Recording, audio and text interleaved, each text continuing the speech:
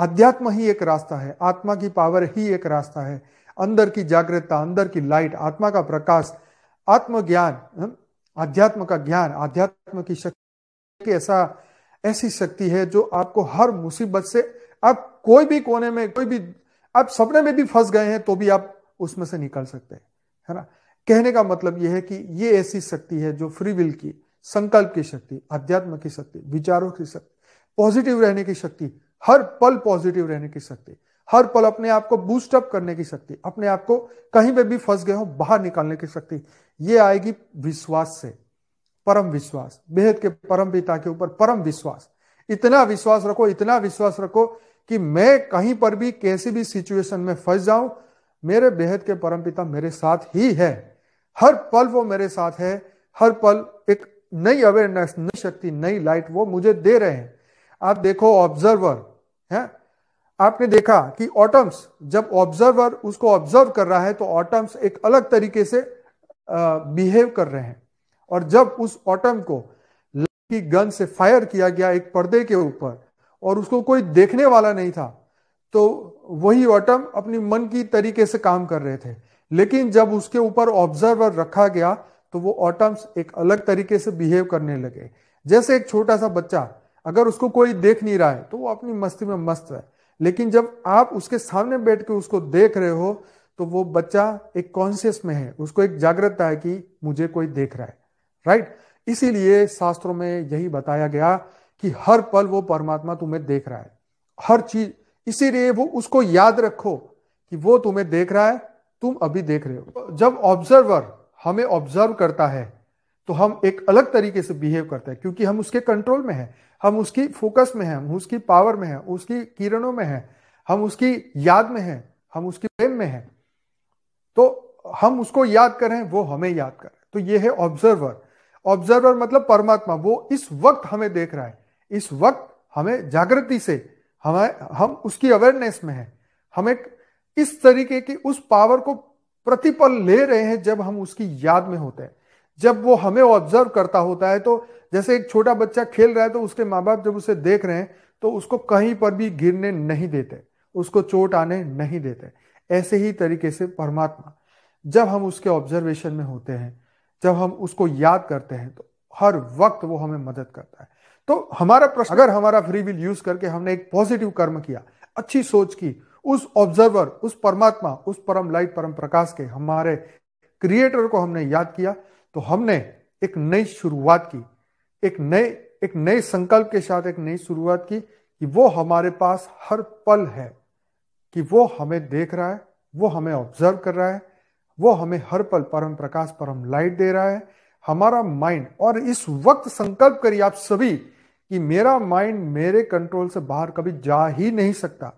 चाहे आपके अंदर कोई आत्मा प्रवेश करने की बात हो, कोई आपको बोल दे आपको भूत प्रेत पकड़ा है, कोई बोले आपके ऊपर काला जादू हुआ है, कोई बोले आपके ऊपर सफेद जादू हुआ है, या कैसा भी जादू हुआ है, या तांत्रिक किया, या कुछ भी किया, आपका एक संकल्प ही, आपका ये अवेयरनेस कि मेरे साथ तो मेरे बेहद के परम पिता है, मेरे साथ तो मेरे वो क्रिएटर मेरे साथ है, जो मेरे को, मैं उनकी ऑब्जर्वेशन में हूं, मेरे से कोई गलती नहीं हो सकती और ना ही वो मुझे गलत करने देंगे, ना ही मुझे उस सिचुएशन में, हर सिचुएशन में मैं कैसी भी कर्म बंधन सामने आए, मेरे पास वो ज्ञान की शक्ति है, वो जागृतता की शक्ति है, वो अवेयरनेस की शक्ति है कि मैं हर सिचुएशन से बाहर निकल के ही रहूंगा। यही हमारा संकल्प होना चाहिए। दुनिया में माया को सत्य मानते हैं, माया सत्य है ही नहीं, हमने उसको मान रखा है, हमारा ये बिलीफ बन चुका है। धरती लोक की चीजें जो हैं, यस, ये छोड़ने वाली नहीं है जब तक हम ना छोड़े। आपको डिसाइड करना है कि व्हाट नेक्स्ट, है ना। जीवन में ऐसी बहुत सारी चीजें हैं जो हम नहीं जानते, है ना। अच्छी बात भी है, बुरी बात भी है, तो अच्छे पे फोकस लगाओ, क्योंकि हमारा जीवन जो है अच्छाई के लिए है, हम अच्छे बनने के लिए हैं, उन्नत बनने के लिए हैं, हम अपने अंदर पॉजिटिव परिवर्तन लाना चाहते हैं। तनाव का संकल्प, स्ट्रेस, टेंशन, मतलब इंसान के अंदर जाके वो कितना इफेक्ट करता है। अभी तो ये खैर मशीन नहीं आई, जिस दिन मशीन आएगी तो इंसान को पता चलेगा कि कितना अंदर से हमें हिला ही देता है ना। कौन क्या करता है, कौन नहीं करता है, वो सब चीज़ों से हमें ऊपर उठना होगा। मान लीजिए कोई आपको लाइट दिख भी गई तो उससे हमें खुश नहीं हो जाना है या तनाव में नहीं आना है कि दूसरे दिन क्यों नहीं दिखी, अरे एक दिन दिखी थी अब नहीं दिख रही, क्या करें, अरे नहीं दिखी तो छोड़ो ना भाई, तुम लाइट देखने बैठे हो तो घर में 4-5 लाइट और लगा लो, दिखेगी, खूब दिखेगी। ऐसा नहीं है, ये आंखों से दिखने वाली चीजें नहीं है। कई बार बापूजी ने कहा है, आंखों से दिखने वाली अनुभूति नहीं है। अगर मान लो आंखों से आपको कुछ दिख भी गया ना तो वो सत्य नहीं हो सकता है। एक बात समझ लो, ज्ञानी व्यक्ति इन सभी वासनाओं से कैसे बचे। देखो जी, ऐसा है कि ये संसार जो है ये वासनाओं से भरा हुआ है, ठीक है जी। अब इसमें आपको कितने गोते खाने हैं कितने नहीं खाने वो तो आपको तय करना है, ठीक है जी। आपको कहाँ कितना आनंद मिल रहा है कितना नहीं मिल रहा है। आप छोटे आनंद को लेके पकड़ के खुश हो रहे हैं और बड़े आनंद को छोड़ रहे हैं, परम आनंद को छोड़ के छोटे आनंद में आ रहे हैं। ये सब टेम्पररी बातें हैं, टेम्पररी चीजें हैं, कुछ ही समय का आनंद है ना। तो इन चीजों में मत फंसो। तो ये साधनों का सुख है, संसार का सुख है, ये माया है। इस माया को भोग के कभी कोई सुखी हुआ ही नहीं है। ये सब चीजें, इच्छाएं, वासनाएं, कामनाएं, इसीलिए अर्जुन को बोला ना कि इच्छाओं की, कामनाओं की नदियों में मत बहो अर्जुन, है ना। तो ये आपको तय करना है कि कितना आपको सुख भोगना है। ज्ञान से ही वैराग आता है, तो ज्ञान नहीं सुनेंगे तो वैराग नहीं आएगा। जाओ, मन को शांत रखो हर सिचुएशन में, ये आप ही के ऊपर, और ये प्रैक्टिस से हो जाएगा। इतना बड़ा कोई प्रॉब्लम वाली बात नहीं है कि आप ये इतना बड़ा नहीं है कि आप इससे कर ही ना सके, कोई भी ना कर सके, ऐसा नहीं है। बहुत लोगों ने किया है, बहुत सारे उदाहरण है, बहुत लोगों के आप जीवन चरित्र सुनिए। ज्ञान और योग से बढ़िया कोई चीज नहीं है। मैं आपको यही कहूँगा, बार बार कहूँगा, और ये आपको बार बार प्रयत्न करना है। सहज स्वभाव का बनना है, कपटी नहीं बनना है, होशियार नहीं बनना है, डेढ़ डाया नहीं बनना है, सिंपल बनना है। जो भी है सिंपल रहो, स्वस्थ रहो। जो सिंपल जीवन जीते हैं ना वही जीवन में सुखी हो सकते हैं।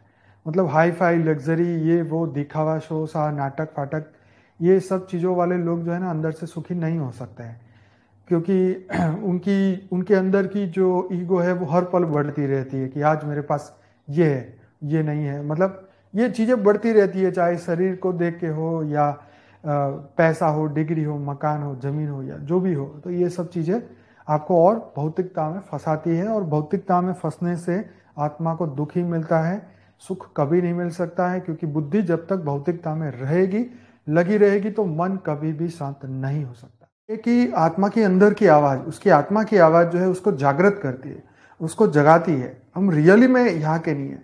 ये मटेरियल चीज़ों की दुनिया या मटेरियल चीज़ों के अंदर अगर हम कोई चीज़ के अंदर फंसते भी है तो हम बहुत जल्दी बाहर निकल जाते हैं। उसका कारण यही है कि हमारा जो मूल स्वरूप है, मूल स्वभाव जो है हमारा, वो ये नहीं है। एज ए ह्यूमन हम दिखते ह्यूमन है पर है नहीं। हमारी चेतना, हमारी आत्मा, हमारी कॉन्शियसनेस, हमारी जागृतता, हमारी अवेयरनेस, वो ये हद की दुनिया की नहीं है। हम सब बेहद की दुनिया से। तो बेहद की दुनिया की जो हमारी अवेयरनेस है वो हम आत्माओं के अंदर जागृत होना धीरे धीरे शुरू हो जाती है। तो जो यहाँ धरती लोग के हैं तो वो तो यही करेंगे, उनको यही पता है, उनको यही ज्ञान है। उनको ये नहीं पता है कि धरती के बाहर भी जीवन है, ये मृत्यु लोग है, आने वाला, मतलब ये धरती लोग से बाहर बेहद की दुनिया है, इन्फाइनाइट वर्ल्ड है, इन्फाइनाइट यूनिवर्स है, इन्फाइनाइट क्रिएशन है, अनंत क्रिएशन है, एलियंस है, यूएफओ है। इस पे अभी लोगों के यकीन ही नहीं आए। अभी तो जो आगे नहीं बढ़ रही है वो इसमें फंस रही है। जो आगे, जिसको जागरूकता हो गई है, जो अवेयर हो चुका है, जिसको पता है कि मैं आत्मा हूँ, मैं अजर अमर अविनाशी हूँ, तो क्या मैं धरती लोक पे मनुष्य ही बनता रहूंगा? मतलब किसी भी व्यक्ति की आत्मा का फोरकास्ट नहीं हो सकता है। वो जब चाहे अपने आप को बदल सकता है, वो चाहे अपनी फ्री विल आज अभी इसी वक्त यूज करके अपना रास्ता बदल सकता है। और अब तो जो समय चल रहा है और जो समय आने वाला है, इस वक्त सभी आत्माओं की जागृति जबरदस्त तरीके से होगी। क्योंकि हम अभी 33 कोटि देवताओं को जगाने का संकल्प कर रहे हैं, तो ये संकल्प खाली नहीं जाएंगे, ये वाइब्रेशन खाली नहीं जाएंगे। 100% ये आत्माएं जबरदस्त लेवल पे जागृत होगी। हम अपनी ड्यूटी किस तरीके से कर रहे हैं, हम अपना कितना स्व परिवर्तन कर रहे हैं, इस पे हम फोकस करें। कि जिनको जागृति होगी वही तो चतुर बनेगा, वही तो अपने आप को जान लेगा, वही तो दुनिया बदलने के लिए अपना मन, बुद्धि, संस्कार बदलेगा, स्वयं का भी बदलेगा और विश्व में नए पॉजिटिव वाइब्रेशन डालने की ड्यूटी उठाएगा। विश्व में परम ज्ञान पहुंचाने की परम ड्यूटी उठाएगा। सब शुरू हो चुके हैं, परिवर्तन शुरू हो चुका है, आत्मा जागृत हो चुकी है। तो जैसे जैसे आत्मा की जागृति बढ़ेगी, अंदर आत्मा की आवाज बढ़ेगी हमारे, क्योंकि वायुमंडल में से वाइब्रेशन मिलते हैं। वो वाइब्रेशन जब वो आत्माएं पकड़ेंगी, जब उनके जीवन में भी मटेरियल चीजों से जब धोखा मिलेगा, तब वो अपने आप जागेंगे। तब वो तो बस जगाने का एक ही रास्ता है, प्योर पॉजिटिव, परम लाइट, परम प्रकाश, परम मां शांति के वाइब्रेशंस और स्व परिवर्तन। वायुमंडल से ही ये सब लोग जागेंगे। जैसे आपने बीज डाल दिए खेत में, तो आपको अब चिंता करने की जरूरत नहीं है कि कल निकलेगा, परसों निकलेगा, तरसों निकलेगा। ये बीज कब अंकुरित होगा वो आपका काम नहीं है। आपका काम है सूर्य की प्रकाश की तरह बस प्रकाश देते रहो, लाइट देते रहो। బేహద్కి పరం శాంతి. అనంతభయ్య చెప్తున్నారు, ప్రతి కష్టం నుంచి నిన్ను కాపాడేది నీ ఆత్మశక్తి, ఆధ్యాత్మిక శక్తి. దానికి ఆధ్యాత్మికం ఒక్కటే మార్గం. మనలో శక్తి, ఆత్మ యొక్క శక్తి, జ్ఞానంతో మీరు ఏ పరిస్థితుల్లో ఇరుక్కున్నా సరే మీరు దాని నుంచి బయటపడగలరు. అంటే సంకల్ప శక్తి, ఆలోచన శక్తి, పాజిటివ్గా ఉండే శక్తి, మిమ్మల్ని మీరు జాగృతి పరుచుకునే శక్తి, ఏ విషయంలోనైనా ఇరుక్కుపోతే మిమ్మల్ని మీరు రక్షించుకునే శక్తి కేవలం విశ్వాసంతోటే వస్తుంది. బేహద్దు పరమపిత మీద ఉన్న పరమ విశ్వాసంతోటి.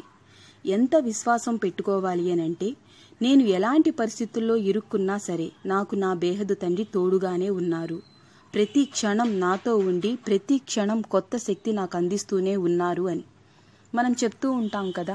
సైన్స్లో ఒక తెర మీద యాటమ్స్ని గన్తో ఫైర్ చేస్తే అవి ఒక విధంగా ప్రవర్తిస్తూ ఉంటాయి. అదే ఒక అబ్జర్వర్ పెడితే వేరే విధంగా ప్రవర్తిస్తూ ఉంటాయి. అదేవిధంగా ఒక చిన్న పిల్లవాడు తనను ఎవరూ చూడనప్పుడు ఒక విధంగా ప్రవర్తిస్తూ ఉంటాడు. ఒకవేళ మీరు అతని ముందు కూర్చుని చూస్తూ ఉంటే తను కాన్షియస్లో ఉంటాడు, అంటే నన్ను ఎవరో గమనిస్తున్నారు అనే ఆలోచనతో ఉంటాడు. అందుకే శాస్త్రాలలో ఇలా చెప్పారు, పరమాత్మ ఎల్లప్పుడూ చూస్తూనే ఉంటాడు అని. అందుకే మీరు పరమాత్మని ఎల్లప్పుడూ గుర్తుపెట్టుకోండి, పరమాత్మ నన్ను చూస్తూనే ఉన్నారు అని. ఎప్పుడైతే మనల్ని ఎవరన్నా గమనిస్తున్నారంటే మనం వేరే విధంగా ప్రవర్తిస్తాము. మనం పరమాత్మ యొక్క కంట్రోల్లో ఉన్నాము, అతని శక్తితో ఉన్నాము, తన కిరణాల కింద ఉన్నాము, తన జ్ఞాపకంలో ఉన్నాము. మనం పరమాత్మని జ్ఞాపకం చేస్తే పరమాత్మ మనల్ని జ్ఞాపకం చేస్తారు. పరమాత్మ మనల్ని ఈ క్షణం చూస్తూ ఉన్నారు, ఈ క్షణం మనం తన యొక్క జాగృతితో ఉన్నాము. ప్రతి క్షణం పరమాత్మ యొక్క జ్ఞాపకంలో ఉంటే తన శక్తి ప్రతి క్షణం పొందగలుగుతాము. ఒక పిల్లవాడు ఆడుకుంటూ ఉంటే తల్లిదండ్రులు చూస్తూ ఉంటారు, అస్సలు కింద పడనివ్వరు, దెబ్బ తగలనివ్వరు. అదేవిధంగా మనం పరమాత్మ యొక్క అబ్జర్వేషన్లో ఉన్నప్పుడు, జ్ఞాపకం చేస్తూ ఉన్నప్పుడు తను ప్రతి క్షణం మనకు సహాయం చేస్తారు. మనం మన ఫ్రీ విల్తో పరమాత్మను జ్ఞాపకం చేస్తూ ఒక్క పాజిటివ్ వైబ్రేషన్ కానీ పాజిటివ్ సంకల్పం కానీ చేస్తే పరమాత్మ ప్రతి క్షణం మనతో ఉంటారు, మనల్ని అబ్జర్వ్ చేస్తూ ఉంటారు, పరమ ప్రకాశం ఇస్తూ ఉంటారు. ఈ క్షణం మీరు సంకల్పం చేయండి, నా మైండ్ అసలు నా కంట్రోల్ నుంచి బయటకు వెళ్ళనే వెళ్ళదు అని. ఎవరు ఏమైనా చెప్పనివ్వండి, మీ మీద తంత్రం చేయబడింది అని, చేతబడి చేయబడిందని కానీ, వేరే ఆత్మ ప్రవేశించిందని కానీ ఏమైనా చెప్పనివ్వండి. కానీ మీ యొక్క ఒక్క సంకల్పం, మీ జాగృతి, నేను పరమపిత పరమాత్మ యొక్క అబ్జర్వేషన్లో ఉన్నాను, నా వల్ల ఎటువంటి తప్పు జరగదు, పరమాత్మ జరగనివ్వరు అని. ఎటువంటి పరిస్థితి నుంచైనా ఎలాంటి కర్మఫలం ఎదురొచ్చినా నా దగ్గర జ్ఞానం యొక్క శక్తి, జాగృతి అయ్యే శక్తి ఉంది అని, దాని నుంచి తప్పకుండా బయటపడతాను అని. ఇదే మన యొక్క సంకల్పం అవ్వాలి. ప్రపంచం వాళ్ళు మాయనే సత్యం అనుకుంటూ ఉంటారు. మాయ అనేది అసలు సత్యమే కాదు, మనమే దానిని సత్యమని నమ్ముతున్నాము. భూమి మీద విషయ వస్తువులను మనం విడిచిపెట్టనంతసేపు అవి మనల్ని విడిచిపెట్టవు. మీరు నిర్ణయించుకోవాలి తర్వాత ఏమిటి అని. జీవితంలో చాలా విషయాలు ఉన్నాయి, మనకి తెలిసినవి ఉన్నాయి, తెలియనివి ఉన్నాయి, మంచివి చెడ్డవి ఉన్నాయి. మనం మంచిపైన దృష్టి పెట్టాలి. మన జీవితం కేవలం మంచి కోసమే, మంచిగా అవ్వటం కోసం, ఉన్నతంగా అవ్వటం కోసం మనలో పాజిటివ్ పరివర్తన తెచ్చుకోవాలి. టెన్షన్ సంకల్పాలు, స్ట్రెస్ మనిషిని ఎంత ప్రభావితం చేస్తాయో అది కొలిచే మిషన్ ఇంకా రాలేదు. ఒకవేళ అలాంటి మిషన్ వస్తే మనుషులకు తెలుస్తుంది అవి ఎంత మిమ్మల్ని లోపల నుంచి ప్రభావితం చేస్తూ ఉన్నాయో అని. ఎవరు ఏమి చేస్తున్నారు, ఏమి చేయటం లేదు అనే ఆలోచన నుంచి మనం బయటపడాలి. మనకు ఏదైనా లైట్ లాంటిది ఏదైనా కనిపించినా సంతోషపడకూడదు, మరలా రెండో రోజు ఎందుకు కనిపించలేదు అని బాధపడకూడదు. ఒకరోజు కనిపించి మరో రోజు కనిపించకపోతే ఏమి చేస్తావు? వదిలేయండి. లైటు చూడటానికే ఉన్నారా? అలా కాదు కదా. ఇది ఈ స్థూల కళ్ళతో చూసేది కాదు. ఎన్నోసార్లు బాపూజీ చెప్పారు, కనులతో చూసే అనుభూతి కాదు అని. మీకు అలా ఈ స్థూల కళ్ళతో ఏది కనిపించినా అది సత్యం అవలేదు.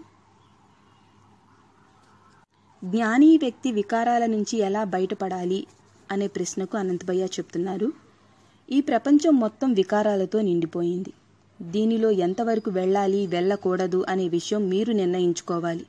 మీకు ఎంత ఆనందం లభిస్తుంది, ఎంత లభించటం లేదు? చిన్న చిన్న ఆనందాలకు సంతోషపడిపోయి పరమ ఆనందాలని వదిలేస్తున్నారా? ఇవన్నీ తాత్కాలిక ఆనందాలే, తాత్కాలిక విషయాలే. ఇదంతా సాధనాల మూలంగా వచ్చే సుఖం, మాయ. ఈ మాయను అనుభవించి అసలు ఎవరూ సుఖపడలేదు. శ్రీకృష్ణుడు అర్జునుడితో చెప్పారు, ఈ కోరికలలో కొట్టుకుపోవద్దు అని. మీరు ఆలోచించుకోవాలి ఎలాంటి సుఖం పొందాలి అని. కేవలం జ్ఞానంతోటే వైరాగ్యం వస్తుంది. జ్ఞానం వెనకపోతే వైరాగ్యం రాదు. మనసుని ప్రతి పరిస్థితిలో శాంతిగా ఉంచుకోవాలి. అది మీ మీదే ఆధారపడి ఉంటుంది. ప్రాక్టీస్తోనే వస్తుంది. ఇలా ఎవరూ చేయలేరు అనే విషయమేమీ కాదు. చాలామంది చేసి చూపించారు. చాలా ఉదాహరణలు ఉన్నాయి పురాణాలలో. జ్ఞాన యోగాలను మించింది ఏదీ లేదు. మీరు మళ్ళీ మళ్ళీ ప్రయత్నిస్తూనే ఉండాలి. నేనైతే అదే చెప్తాను. సహజంగా అవ్వాలి, కపటంగా ఉండకూడదు, సింపుల్గా ఉండాలి. సింపుల్గా ఆరోగ్యంగా జీవించేవారే జీవితంలో సుఖంగా ఉంటారు.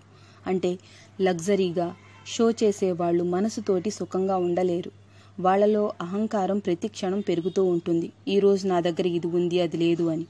డబ్బు, డిగ్రీలు, ఇల్లు, స్థలాలు ఏదైనా కానీ మిమ్మల్ని ఇంకా ఈ భౌతిక జగత్తులోనే ఇరుక్కునేలా చేస్తాయి. భౌతిక విషయాల్లో ఇరుక్కుంటే ఆత్మకు దుఃఖమే లభిస్తుంది, సుఖం లభించదు. ఎందుకంటే బుద్ధి ఎప్పటికీ భౌతిక జగత్తులోనే ఉంటుంది.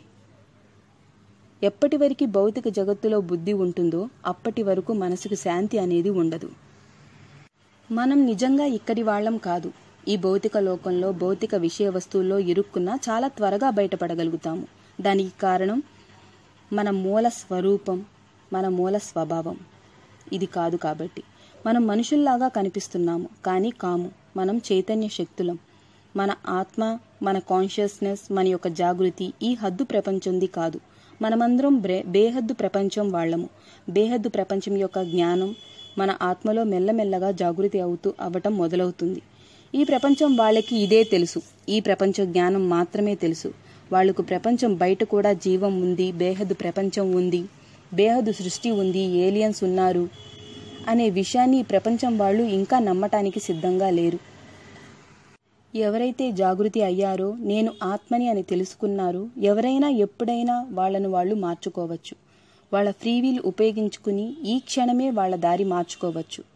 ప్రస్తుతం రాబోయే సమయంలో మార్పు బాగా కనిపిస్తుంది. ఎందుకంటే 33 కోట్ల దేవీ దేవతలు జాగృతి పరచడానికి చేసే సంకల్పం ఊరికే వ్యర్థంగా పోదు.